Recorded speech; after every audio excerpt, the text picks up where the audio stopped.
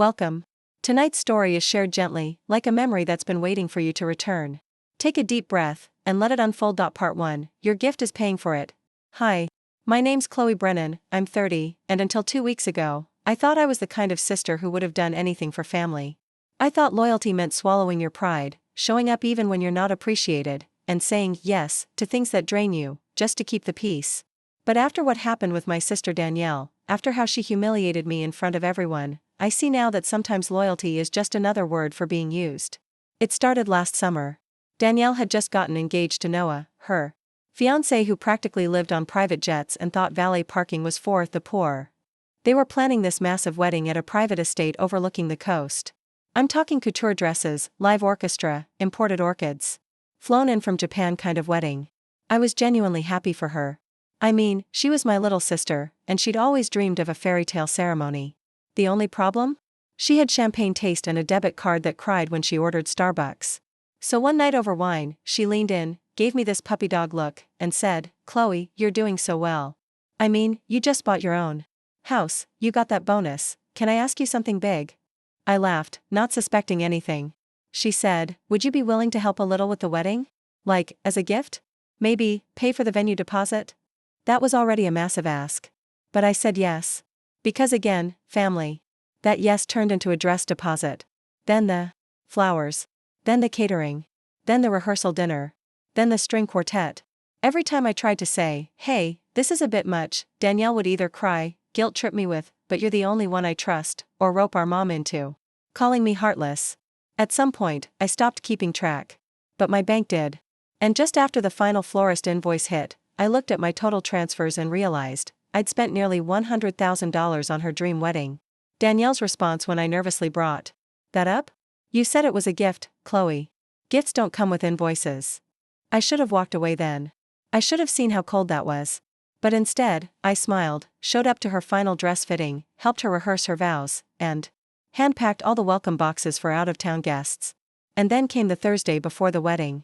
I was at work, finishing a report, when I got a text from her that just said, "Hey, we're keeping the ceremony super intimate now. Noah's family felt weird about too many people. Please don't be upset, but you're not on the guest list anymore. Hope you understand." I stared at the screen so long I forgot to breathe. I thought it was a joke. I texted back, "Wait, what? I paid for the wedding." No response. I called her. Straight to voicemail. I called our mom. She said, "Danielle told me not to get involved." That night, I sat in the guest room of my own home, surrounded by leftover programs I helped design, and realized this wasn't about space. This was a takedown. She wanted the money, not the sister. And that's when something inside me cracked, not with sadness, but with clarity. Because I may not have gotten an invitation, but I still had one thing she didn't expect. I had power. Real, silent, devastating power. And by Saturday, I was going to use it. I didn't sleep that night. I lay awake staring at the ceiling, phone on my chest, hoping for a message, an apology, anything to make sense of it. But nothing came. In the morning, I walked past the guest list taped to my fridge, the one I helped Danielle finalize, and saw my own name still highlighted. She hadn't just uninvited me. She'd erased me. And as I looked at the florals still in my entryway, the ivory candles in my garage I'd picked out myself, the handmade wooden welcome sign propped up against the wall, I felt a heat building inside me.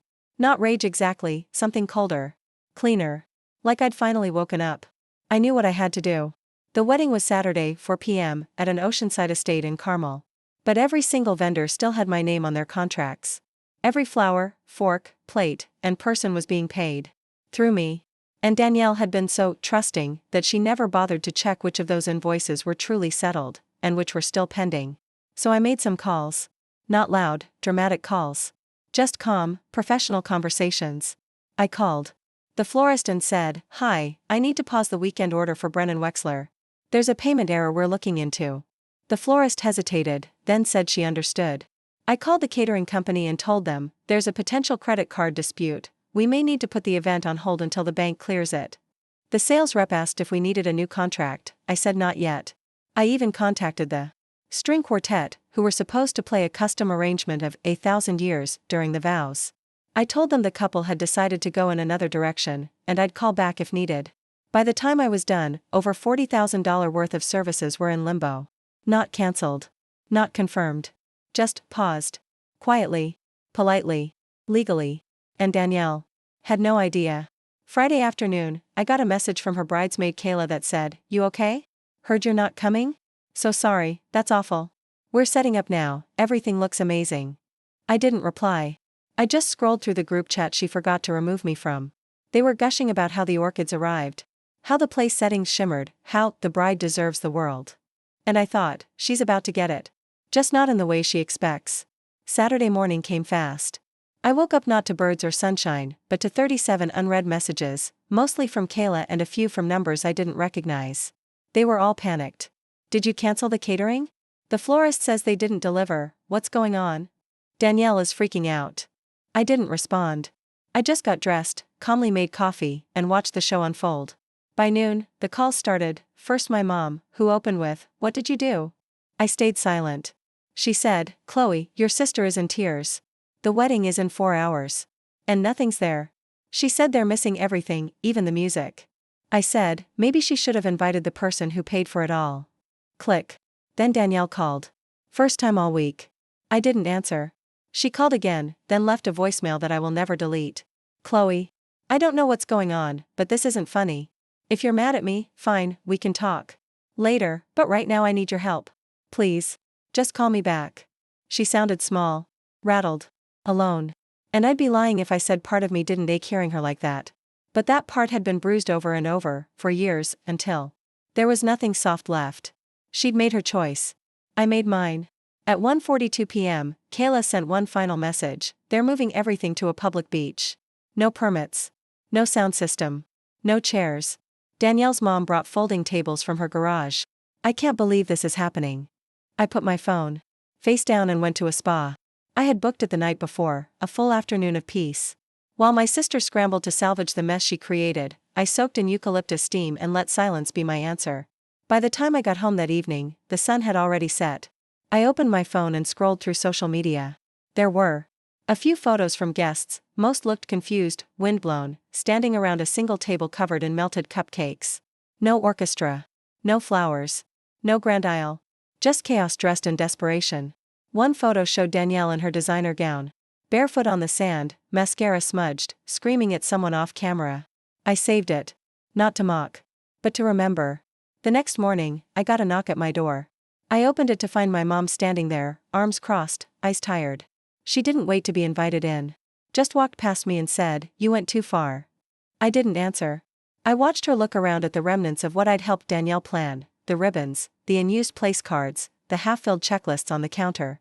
She turned to me and said, "She's your sister." I said, "Was I hers?" She didn't respond. Just stood there, maybe trying to find a way to defend what couldn't be defended. Eventually she said, "She's heartbroken. She feels like she lost her whole wedding day." I said, "She didn't lose it. She threw it away when she decided I wasn't good enough to be there." Mom looked like she wanted to argue, but she didn't. She just sighed, muttered something like, "I hope it was worth it," and left. That evening, I got an email from the photographer, one I'd originally booked and paid the deposit for. She said the bride had tried to claim I wasn't authorized to sign the contract, but since the payments were under my name, she was checking with me directly. I wrote back and said she could consider the agreement terminated. And then I poured myself a glass of wine, curled up on my couch, and watched an old movie while Danielle sat in a half-decorated beach tent trying to convince herself it was still a fairy tale. In the days that followed, I started hearing whispers from our extended family. Some thought I'd gone too far. But more than a few said things like, "Good for you," or "I always wondered when you'd finally stop letting her treat you like that." Kayla sent me a DM. Just 3 words, "You were right." And then silence. Peaceful, earned, overdue silence. I haven't spoken to Danielle since. She never apologized. Never even tried. But I did get one last message from her about a week later. It said, "Hope you're happy. You ruined my wedding." I didn't reply. Because she was wrong. I didn't ruin her wedding. I just stopped funding the fantasy. Thank you for watching part 1. Sometimes the people closest to us take the most for granted, until silence speaks louder than any confrontation. But Chloe's story isn't over. In part 2, we'll see what happens when the truth about the wedding fallout spreads further than her sister ever expected, and Chloe gets the last word in a way no one saw coming. Stay tuned. Part 2, You ruined my wedding. The message stayed in my inbox for days. Hope you're happy. You ruined my wedding. No punctuation. Just bitterness disguised as victimhood. I didn't reply, of course. There was nothing to say. But I didn't delete it either. I kept it as proof, not of what I'd done, but of who Danielle really was when no one was looking. The silence between us became a canyon. And for once, I let it be. No more peacemaking. No more reaching across the divide. I focused on my life, my clients, my garden, my peace. Until the fallout started to ripple. It began subtly. I noticed. A mutual friend had unfollowed Danielle. Then I got a message from an old college friend of hers, someone I barely knew, asking if what happened at the wedding was true. I ignored it. But then came the call from Aunt Linda, the family aunt, who always knew everything. She said, "Chloe, Danielle's telling people you sabotaged her wedding because you were jealous." I laughed out loud. Jealous? Of what? Being uninvited to an event I paid for. But Linda wasn't done. She told everyone you made a scene. That you stormed out and took back the money like a tantrum. That's when I knew, Danielle wasn't just embarrassed, she was rewriting the story. And I couldn't let her. I didn't go to war. I didn't post screenshots or blast her online. I just made one quiet move. I emailed the vendors, the ones I'd worked with, paid, supported. I told them calmly that if anyone inquired, they were welcome to share the correct payment history. No lies. Just the facts. And then I made a single post. No names. No tagging. Just a photo of the handwritten schedule from her wedding, with my name written at the top as Event Coordinator, Chloe. The caption read, "Sometimes silence is mistaken for guilt. But not always. I have nothing to hide. And no one to chase." That was it. No rage. No drama. But within hours, the comments came pouring in. People connected the dots. Guests who were there started correcting the narrative. There was no food. I thought the venue was weird, someone said it got changed last minute. I remember Chloe helping with literally everything before the big day. And then came Kayla again. This time, she posted on her own page, "You don't erase the person who built the foundation. You thank them. You invite them. You don't lie about them after." The silence broke, just not the way Danielle wanted. She called again. I didn't answer. She texted, "This is getting out of hand. Can we talk?" I read it. I closed it. I went outside and watered my roses. By the end of that week, I realized something strange was happening. People started reaching out not to gossip, but to apologize. My cousin Rachel messaged, saying, "I should have said something years ago. I always saw how she treated you." A friend from college sent a voice note, "You were always the one holding everything together and getting none of the credit." Even vendors, people I barely knew, began tagging my business, leaving quiet endorsements like, "Professional, calm under pressure, a true class act." I hadn't asked for any of it. But the truth has a way of making its own noise. Danielle, of course, went radio silent again. No more texts. No more calls. Just blocked. She probably thought it would make me feel shut out. It didn't. It felt like finally being released from a performance I never auditioned for. But what came next surprised even me. I got a call from a local event planner, someone who handled high-end charity galas. She said one of the vendors I'd worked with had recommended me. Not just for coordination, but for managing budgets, logistics, negotiation. I told her I wasn't a wedding planner. She said, "I know. But you kept your head when most people would have burned the whole thing down. That's a skill." We talked for over an hour. By the end of it, she offered me a consulting contract. Not huge. But enough to make me stop and realize, this mess, this heartbreak, this betrayal? It had quietly opened a door. One I wouldn't have walked through if I'd stayed silent. I took it. And I didn't tell anyone. Not out of secrecy, but because I didn't need to prove anything. Not anymore. I was building something of my own, in my name, with no one standing behind me whispering, "But she only got that because of us." About 2 months later, I saw Danielle again for the first time. It wasn't planned. It was at our cousin Ellie's baby shower, neutral territory, hosted by a friend, with too many people around for drama. She walked in wearing a tight smile. And a dress that looked like she was trying way too hard to prove something. I stayed calm. I didn't avoid her, but I didn't rush over either. We locked eyes for a second, and I saw it, beneath the makeup, the performance, there was uncertainty. She didn't know how much I'd told. She didn't know how much people had pieced together. She didn't know if she was still the center of the story. I kept my tone pleasant, cool, distant. She came over eventually and said, "Hi." I said, "Hi." That was it. She waited like she expected me to say more, to bring up the wedding, to offer some olive branch. I didn't. I asked how work was. She gave me some half answer about freelancing and then tried to change the subject to my little business thing. I smiled. Told her it's going well. Very well, actually. She asked if I was seeing anyone. I said I was seeing myself more clearly than ever, and that's what really mattered. She didn't laugh. Just blinked and shifted awkwardly. And then came the moment I didn't expect. She said, I don't think people really get it, how much pressure I was under, how many expectations there were. I wasn't trying to hurt you. I looked at her. Really looked. And I said, you didn't try to hurt me, Danielle. You just didn't care if you did. Her face flushed. She opened her mouth, but no words came out. I left before dessert. Not out of anger. Just because I'd said what needed saying. I drove home with the windows down, the wind in my hair. And a strange feeling settling in my chest, freedom. Not the kind you shout about. The kind that feels earned. Quiet. Solid. Real. Over the next few weeks, things began to shift in ways I hadn't expected. I started getting more calls, referrals from vendors who remembered how I handled Danielle's disaster with grace, from planners who heard about the sister who saved a six-figure wedding from total collapse. It wasn't just pity or curiosity. It was respect. I even got invited to speak on a local panel about event management under pressure. And I said yes, not because I wanted the spotlight, but because I finally felt like I belonged in the room. Meanwhile, Danielle faded from conversations. Not because I silenced her, but because people stopped being impressed by glitter without substance. The story she tried to spin unraveled on its own. I never had to tear her down. Her actions did it for her. And that's when the final twist came. One of Noah's relatives, someone from the groom's side who had quietly followed me on social media, messaged me privately. She said, I was at the beach wedding. I knew something was wrong. I've seen Danielle lie before. I'm sorry. For what you went through. I thanked her.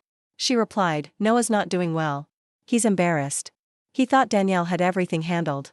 Turns out she didn't even tell him she uninvited you. That part stunned me. All this time, I thought it was a joint decision. But she had erased me without even telling her own husband. And somehow, that made it worse. Not because I cared what Noah thought, but because it confirmed what I'd long suspected. Danielle hadn't just used me, she'd lied to everyone to keep the fantasy alive. I never responded to that message again. I didn't need to get involved. I didn't need to explain. I already knew the truth, and now, so did they. A few months later, I hosted a small dinner at my place.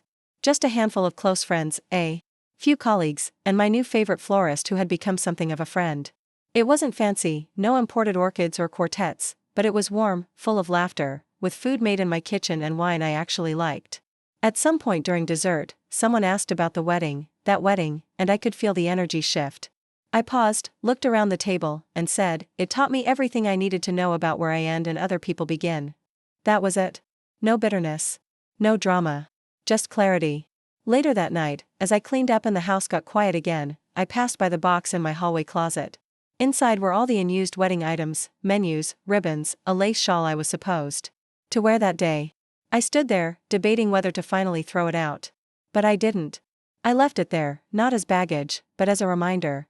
A reminder that sometimes the people you'd give everything to will take everything and still ask for more. And the real strength isn't in giving, it's in stopping. Danielle and I haven't spoken since that baby shower. I hear things. Bits and pieces. She and Noah are in therapy. She's trying to rebrand herself online as a self-love advocate. Ironic, considering she once weaponized family love like currency. But I don't engage. I don't stalk her pages, I don't bring her up. Because she doesn't live in my mind anymore. She's just gone. And in her place, there's room. Now. Room for peace. Room for real relationships. Room for a life I don't have to fight to keep. People say revenge is about getting even. But that's not true. Real revenge, the kind that sticks, is living beautifully after someone tried to make you feel small. It's not screaming, I was right. It's smiling because you no longer care who thinks you were. I paid for my sister's dream wedding. She paid nothing and still lost everything. And me? I finally stopped paying with my silence. Thank you for watching Chloe's story. Some betrayals don't come with shouting or slamming doors, they come dressed as love, layered in expectation, and disguised as family. But Chloe's silence wasn't weakness. It was precision. And in the end, she didn't need to fight to be seen, the truth did that for her. Remember, real revenge doesn't always explode, sometimes, it blossoms. Quietly. Beautifully. On your own terms. See you in the next story.